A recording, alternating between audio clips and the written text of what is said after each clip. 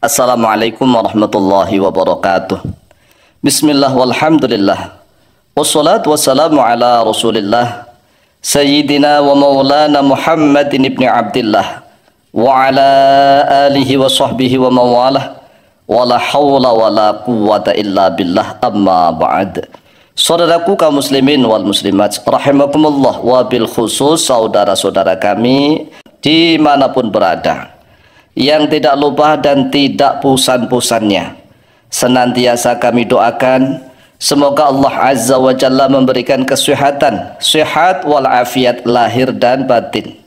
Semoga Allah Jalla Jalaluh memberikan rizki yang melimpah ruah, harta yang barokah, menjadikan anak-anaknya anak-anak yang soleh dan solihah, dzurriyyahnya dzurriyyah yang thayyibah, hidupnya sukses, bahagia dan selamat di dunia dan di akhirat. Amin amin Allahumma amin. Saudaraku kaum muslimin wal muslimat rahimakumullah, menanggapi pertanyaan yang berbeda. Yang satunya bertanya begini, bagaimanakah hukumnya seorang istri yang minta dijilati anunya setiap saat? Nah, kemudian yang kedua nih, ada yang menjawab, wah menjijikkan. Karena apa? Lidah, mulut itu kan digunakan untuk berzikir, digunakan untuk menyebut asma Allah, digunakan untuk membaca Al-Quranul Karim.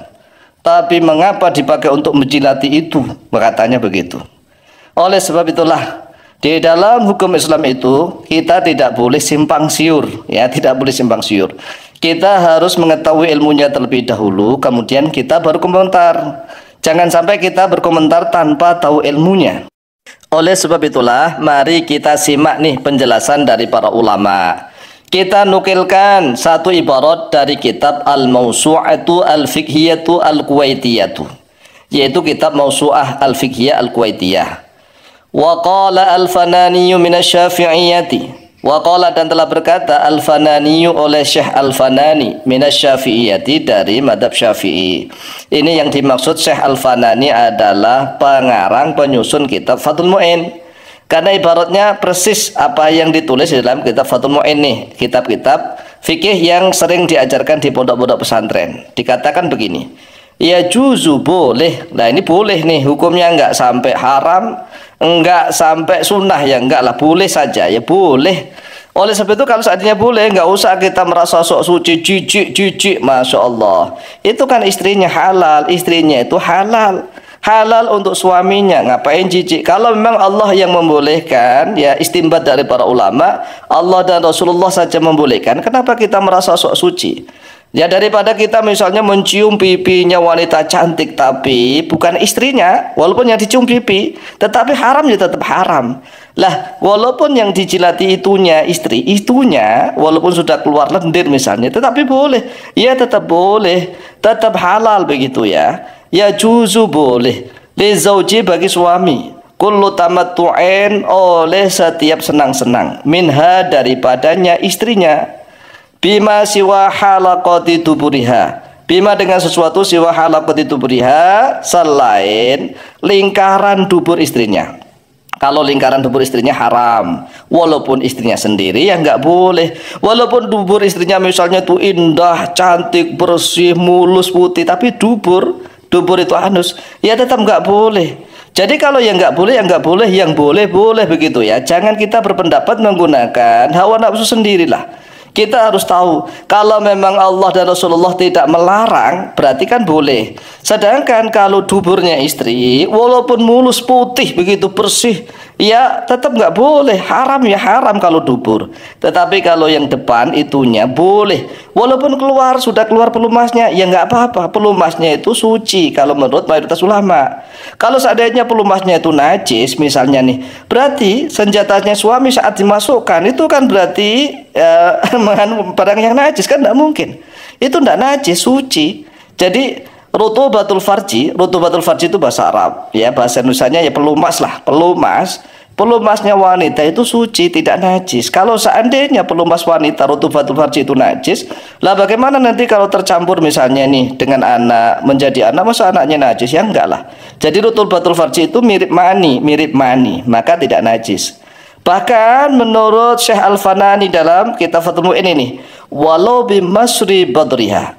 Walau bimasri badriha, walaupun dengan cara mengecup. Mengecup itu menyedot, menyedot badriha, klistorisnya istri. Jadi disedot, dikecup, maksudnya apa ya? Ya dicilati lah.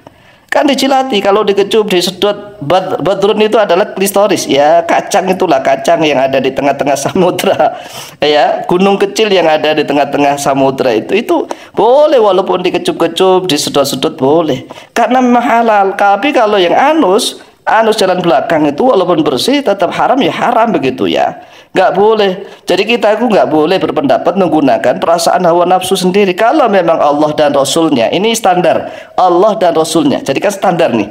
Kalau Allah dan Rasulnya tidak melarang, boleh ya boleh. Walaupun mulut lesannya sering dipakai zikir, dipakai membaca Al-Quran, tetapi kalau mengecup, menjilati anu istrinya, boleh ya boleh, tetap boleh begitu dah.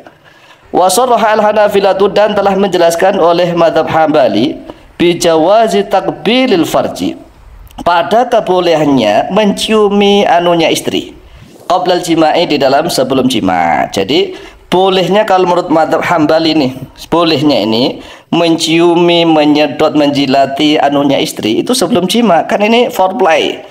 Di dalam bahasa Arabnya muqaddimatul jima'. Ya, foreplay itu muqaddimatul jima'.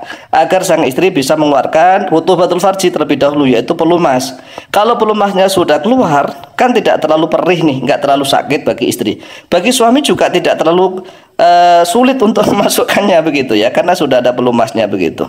Makanya boleh, boleh. Wa karahati ba'dahu, dan pada kemakruhannya, makruhannya menciumi anunya istri ba'dahu, di dalam setelah jima. Ya kan sudah, kalau sudah selesai, kan sudah ngapain diciumin lagi, kan sudah selesai. Kecuali kalau memang ronde kedua itu ngawali lagi, ya nggak apa-apa kan gitu. Tapi kalau sudah selesai nggak mau jima lagi misalnya, ini kalau menurut mazhab Hambali makruh, ya kan. Tapi ingat nih, makruhnya itu kalau sudah selesai. Tapi misalnya kalau memang selesai itu ingin ronde kedua, ya tetap nggak makruh lagi. Kalau yang mohon maaf, yang dijilati itunya ya, depannya itu, asalkan memang ya sudah dicuci dulu lah. Kan sunahnya itu kalau ingin ronde kedua itu sunahnya kan dicuci kemudian berwudu walaupun nggak mandi, ya agar strong lagi gitu. Dicuci, berwudu ini sunnah walaupun tidak mandi. Kemudian setelah itu boleh dijilati lagi, boleh. Boleh. Para ulama ini, para ulama, kita ngikuti para ulama lah. Para ulama itu ahli Al-Quran dan hadis. Mereka saja membolehkan, lalu kita merasa sok suci, ya maka nggak boleh seperti itu. Demikianlah jawaban kami, lebih kurangnya mohon maaf. Wallahu ta'ala a'lamu biswab.